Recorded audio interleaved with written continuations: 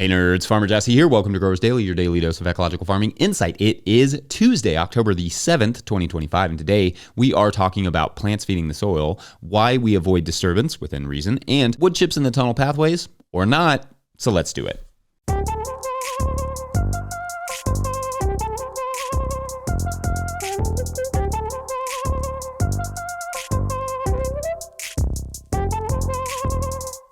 All right, everyone, welcome to Tilth Tuesday. Every Tuesday this year will be brought to you by our friends at Tilth Soil. If you are looking for compost or propagation mix, check out tilthsoil.com. Link will be in the show notes. All right, I hope your weeks are off to a lovely start. Yesterday, let's see, I got some more sweet potatoes dug, and then it started drizzling, which just makes that job incredibly messy, so I switched over to potting up some blueberry plants that I'd ordered. You're supposed to wait until they are dormant to actually plant them in the field, so I just got to chill with them for a while and had to pot them up just based on the way they came, which is actually fine because I have done practically nothing to prep that plot yet. Funny how life works out that way sometimes. Anyway, today I will continue on our principles of soil health breakdown. So in this first segment, we will talk about what plants and living plant roots bring to the soil health equation. Then in the third segment, we will touch on what minimal disturbance offers for its part. As we talked about yesterday, there are three basic principles to soil health, though some folks stretch it to 4 or 6 or even 10. I like to keep it simple and employ magic numbers as determined by Schoolhouse Rock. And anyway, those principles are keep the soil covered as much as possible, planted as much as possible, and disturbed as little as you possibly can given your context. So we covered the first one yesterday, the covered one. Anyway, today we will talk about the other two a little more, keeping the soil planted as much as you can, but disturbed as little as you can. It may seem on the surface a hair counterintuitive that living plant roots are important to soil health. Like, how does it help the soil to grow stuff with plants? Wouldn't plants be taking from the soil, not benefiting it? Great question, hypothetical inquirer. I would expect nothing less. The answer is, well, photosynthesis. This, as you will recall from school, is the act of turning sunlight, water, carbon dioxide, and nutrients into plants, roots, and food for microbes in the form of root exudates, like little carbonaceous microbial fortune cookies with hidden messages inside. Basically, for a little refresher, plants pull water into their leaves through their roots and use photons from the sun to split those water molecules, H2O, apart, keeping the hydrogen for itself and releasing the oxygen for us to breathe, which is quite kind of them. They then use that hydrogen to create two energy-carrying molecules that will combine with CO2 that the leaves take in from air to create carbohydrates. You can kind of think of carbohydrates like little molecular bundles of energy. So in a way, it's kind of like plants create solidified, sometimes edible sunlight. Obviously, photosynthesis is much more complex and frankly interesting than that, but it's important to understand that plants are using the sun to store energy that it can then turn into roots, leaves, and food for soil microbes. Indeed, as I wrote in the Living Soil Handbook, this process of photosynthesis isn't just miraculous simply because it allows plants to use the sun's energy to make food. It's also miraculous because it allows plants to make so much food that they can not only feed themselves, but also a complex community of soil organisms. There is, in fact, a lot that can be said about that particular part of the process, because not only can plants feed soil organisms with those carbohydrates, but plants can encourage specific soil organisms, protect themselves, and so much more with that same process. It's really an incredible little barter economy that plants help maintain, and in so doing, the soil organisms help create soil aggregates to preserve water for the plants. They gather nutrients and they make them available to the plants. The soil organisms that are sustained via plant roots also help protect that food source by helping to fend off bacteria, fungi, viruses, etc. But living plant roots aren't just sustaining and promoting soil life. They are decompacting the soil. They are building pathways for roots and organisms and water. And when they die, they feed the next crop. So the value of keeping living plant roots in the soil is all of that, plus holding the soil in place, of course, with fine root hairs and keeping it cool and all the other things. However, when there are no plant roots in the soil for extended periods of time, what we call bare fallowing, that is when the soil begins to deplete itself. Like I often say, when the soil is not being fed, it is feeding on itself. The organisms contained therein start to eat up all that plant material or organic matter, and it becomes CO2. Then the soil becomes loose and susceptible to erosion. Now, some examples of what keeping the soil planted can look like: it could be year-round cropping, it could be cover crops, it could be living pathways, it could be interplanting so that you have a nice diversity of plants, because that is also important to not just have any single plant, but to have a bunch of different plants that all bring in their own exudates and their own little chemistry. But the idea is, how can we keep living plant roots in the soil as much as possible without harming production? And that, I guess, is what the entirety of Growers Daily talks about. So, all right, well, that is the short answer for why living plant roots are important. The long answer could be its own daily show, and kind of is. Anyway, thoughts, questions, let me know. Otherwise, it is break time and then wood chip time, or maybe not. We'll see. BRB. Kind of a little poem there at the end. All right, this audio is going to be awesome because it's raining outside, but you can see in that video where I'm doing the blueberries that there's this like mess over here, and what this is our sweet potatoes.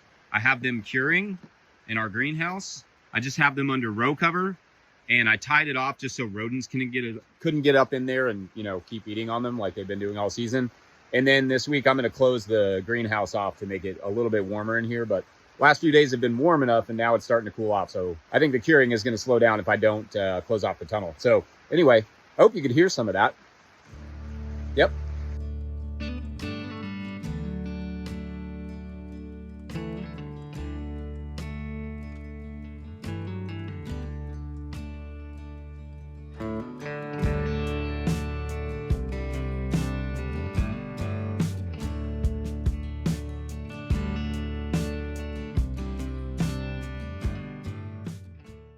Today's episode is brought to you by Farmhand.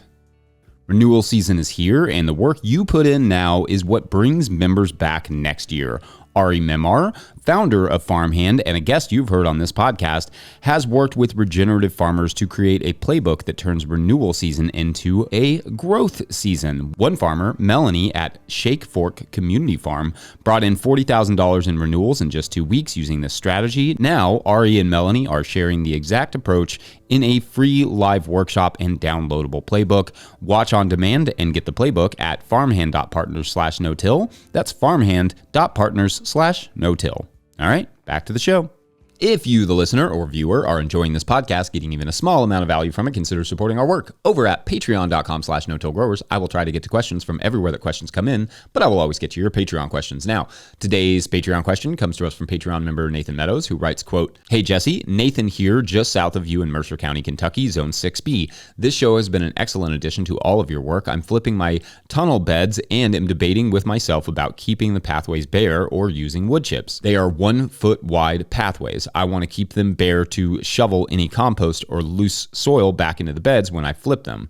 I want to use wood chips for moisture retention and weed prevention. The only reason I'm leaning away from using wood chips is decaying matter loving pests in my tunnel, as well as wood chips getting kicked into the beds.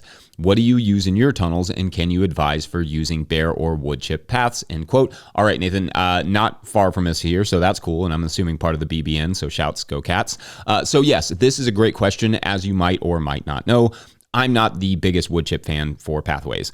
Don't get me wrong, they are great for the soil. Aesthetically, they are lovely, but they can indeed bring in pests. They can get into salad mixes, and wood chips are wildly uncomfortable to work on/in, especially because I prefer to work from my knees. Now, all of that out of the way, pathways are just annoying no matter what you do with them, no matter what you put there.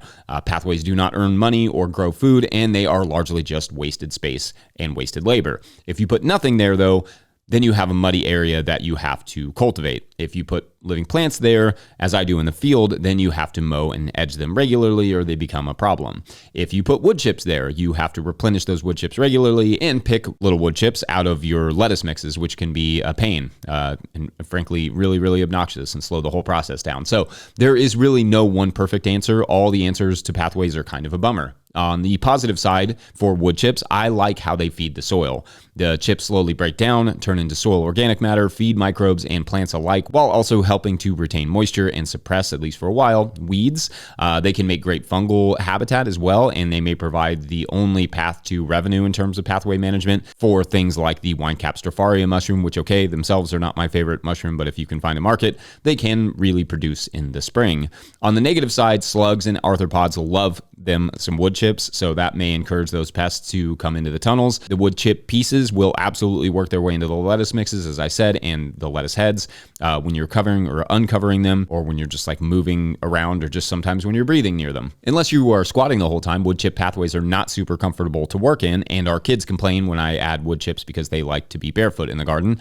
I'm not too worried about the handful of wood chips that make their way onto the bed surfaces in terms of nitrogen tie-up, though that could become an issue if it's a lot of wood chips that get worked into your beds, and or wood chips that could disrupt your cedars as you're trying to seed those beds.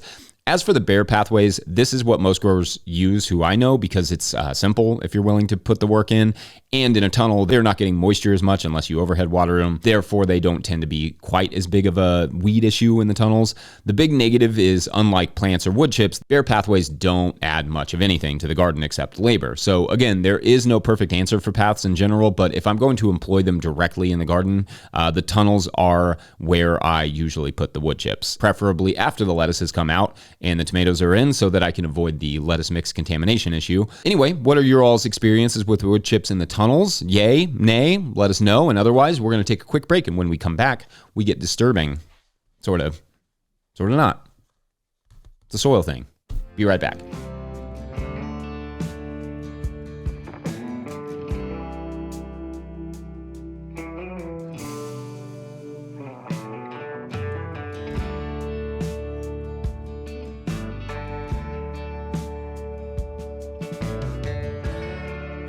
Farmer Claire Coleman here from the Winter Growers Podcast. Did you know that I also founded Real Farmer Care, a nonprofit that supports farmer well-being? From my own experiences farming, I knew firsthand that this type of support was missing from ag, so I decided to do something about it. As of today, there are over 500 farmer recipients of a $100 self-care award, with more applying daily. If you'd like to help, each $100 donated supports one new farmer. Visit realfarmercare.com to donate and learn more. Again, that's realfarmercare.com. All right. So yesterday we did the keeping the soil covered episode. Then today in the first segment, we did the keeping it planted part. Now in this segment, let's talk generally about disturbing the soil as little as you can in your context. I have already done a segment on what tillage does to soil, but basically the plant roots and the mulch, and all the things are doing a great job of gathering nutrients and sequestering carbon. One of the ways in which that happens is that microbes will inadvertently wrap a little bit of organic matter in a microscopic package of soil particles that they can't very easily access themselves, making that little bit of organic matter stable and less accessible to them. But that's not just a nice stable bit of soil organic matter that can be tapped into at a later date, like a rainy day fund. Soil aggregates also help to keep the soil in place. They help to hold moisture. They help to create habitat for soil organisms. They are incredibly important for soil health. Also incredibly important to soil health, fungi, like mycorrhizal fungi that live in the soil and help protect and feed plant roots, but also your saprotrophic fungi. Those are the ones you tend to see above the ground. Earthworms and other larger creatures like arthropods, beetles, and the rest, those are also important. And all of that is just a long way of saying in healthy soil, there's a near endless array of soil organisms that are critical to a plant's fitness. But when we pulverize the soil, we destroy those organisms and the long-lived packages of soil organic matter that we call aggregates. Then they become vulnerable to bacteria who, enlivened by the oxygen whipped into the soil, eat it all up and release that hard-earned carbon into the atmosphere. Some amount of disturbance is inevitable. I mean, for the moment, one cannot just teleport a transplant into the soil without touching it. We have to dig a hole to make room for a plant. That is not what I consider disturbance. That is just a necessity for growing food. Moreover, some soils do not contain much, if any, beneficial life or soil aggregation, so it's important to insert things like composts and maybe some amendments in there to help establish them, and then, of course, build their populations up with living plant roots. Sometimes compaction is an issue there and may take a few seasons of broad forking to really fix it. So when I say as much as possible at the end of each of these statements, that's intentional. None of these can be approached with dogma. Your soil and the goals must be evaluated properly in the beginning to determine what level of disturbance is right for you and your soil. More to that point, sometimes if your crop list is all directly seeded crops, some amount of disturbance right at the soil surface is going to be essential. For me, I say protect the rhizosphere 4 to 8 inches down, or that would be like 10 to 20 centimeters. That's where the bulk of the soil life is and the soil aggregation is.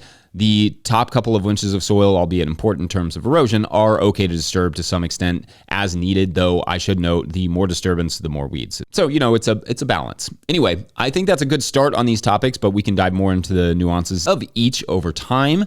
For now, though, Tuesday, I think we're done here. Don't forget, No-Till Growers is now officially a nonprofit 501c3, so donations are tax deductible and greatly appreciated. You can learn more about how to do that in the show notes. Please make sure to like and subscribe and or follow wherever you're getting this podcast. That's an easy way to help us out as well. Enormous thank you to all of our show sponsors. And if you'd ever like to sponsor the show, you can reach out to Farmer Michelle at no-tillgrowers.com. Huge shouts to Willie Breeding for the theme music and Mike Hilbert for the production help and editing. Also, shouts to Epidemic Sound for the background music that you can hear. Pick up a hat or a copy of my book, The Living Soil Handbook, at no-tillgrowers.com to support our work. Big thank you to everyone over at patreon.com/no-tillgrowers, where at a certain level, or if you just bump up from one level to another, or you sign up in the month of October, you get a shout out on the show. So big shout outs today to, it's our pollinators. Sue Rowland, Thomas Van Wart, Tyler Lloyd, Andrea Front, Tobias Deerdorf, Toss Mann, Cedric Reed, Bill Price, William Wiley Madrow, which I started 20 years ago, Little Row Farms, Hank Zecca, Ashley Sharp, Joel Crosby, Madison, Scott Roser, Laura Britton, Alberto Diaz, Peter Broad, Jason Ruel, Dwight Yoder, Lynn Tompkins, Steve Hurlbut, Rebecca S., Lee Shelley, Brian McCarthy, Larry Shepard, Martian Cindy, DP, Kat Brannigan, Earthcare Farmer Jane Murner, Derek Page, Meredith Light of Granite Springs Farm, Grown Up Farm, Bob and Ann Patton of Hexhamshire Organics, Jared Kirst of Rivendell Farms, and Fiona and Donnie of Firefly Farms. So many good pollinators. You all are amazing. Coming in clutch this week. So, as you will remember, Marianne, our water-hating heroine, wakes up on a boat in the middle of some unidentified body of water. The boat is pretty long, like kind of like a cheap yacht, you could imagine, with a covered area that she thinks is called the helm, where there is a steering wheel and some buttons and levers, but no clear way to get the engine, running. Nothing she tries works. Nothing she finds helps her understand where she is or how to run the boat. There's a compass, which is good, she thinks, in case a fish challenges her on her cardinal directions. Otherwise, it's just her and a motionless boat. I guess motionless in terms of where she wants it to go. It's just kind of rocking back and forth. But she does find an oar, some food, and some life vests. So she puts on one of the life vests and tries to oar, but rowing a large boat like this on your own is futile.